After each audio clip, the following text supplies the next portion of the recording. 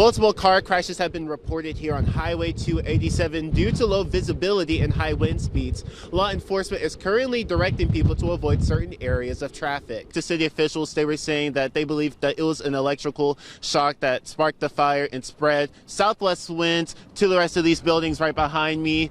And once they had the calls coming in at 4, the latest numbers are changing by the minute for the number of power outages here in the Texas Panhandle.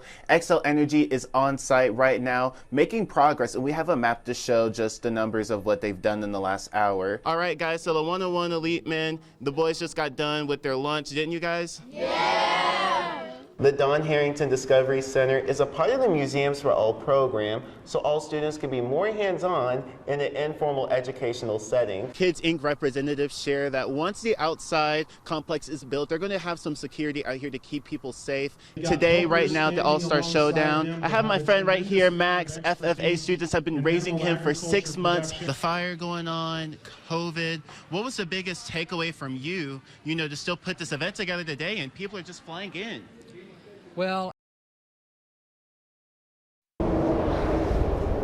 Monday night in Memphis was unforgettable in the eyes of Victoria Davis, a Memphian whose family helped build this city in the 1890s. What her and her husband saw that night was old memories in flames, shattering before their eyes.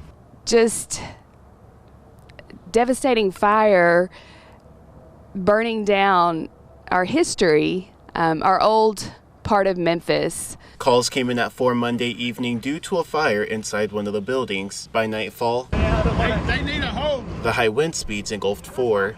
Davis and her husband, a retired firefighter, joined the community trying to save their downtown square. We just helped with getting the light tower, passing out food that many members of our community, families brought for the firefighters.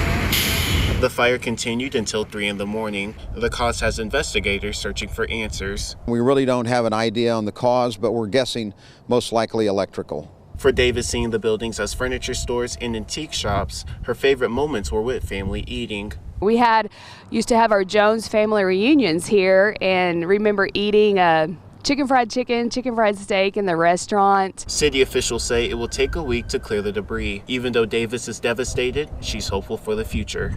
Businesses can be rebuilt, but we were thankful for that. Nobody was hurt.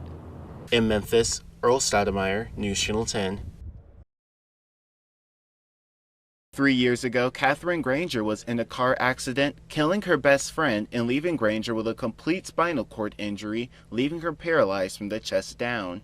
When I'm sitting down and then I transfer on my bed, my legs will kind of spasm and shake out a little bit. Previously having no place in Amarillo to receive treatment, Granger and her family had to travel to get help.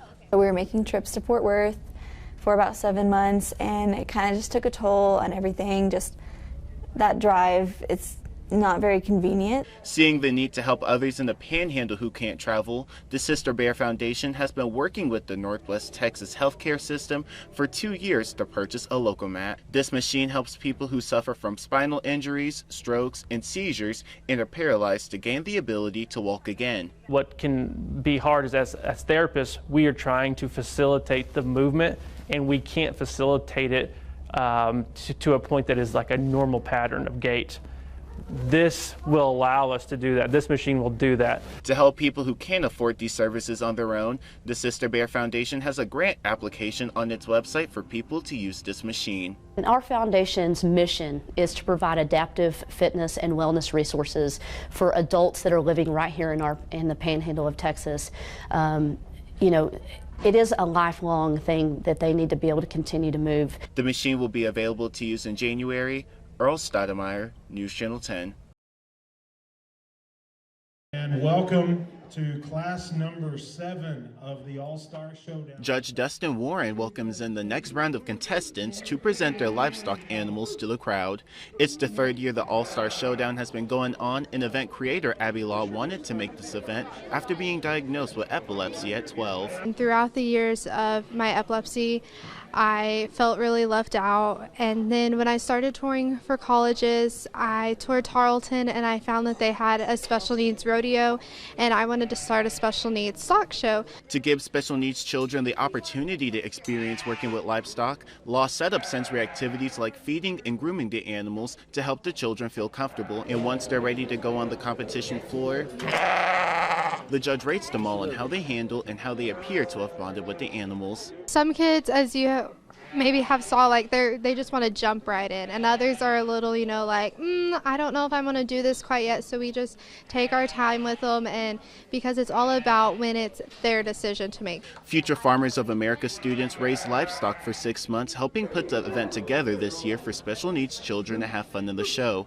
Event sponsor Casey McBride says both groups are enjoying each other's company. Because they get to have a buddy for the day, and they get to walk around with them all day and just make them feel special, and they do a great job. This is a really, really worthwhile thing for these FFA students to participate in. Reporting in Stratford, Earl Stoudemire, News Channel 10.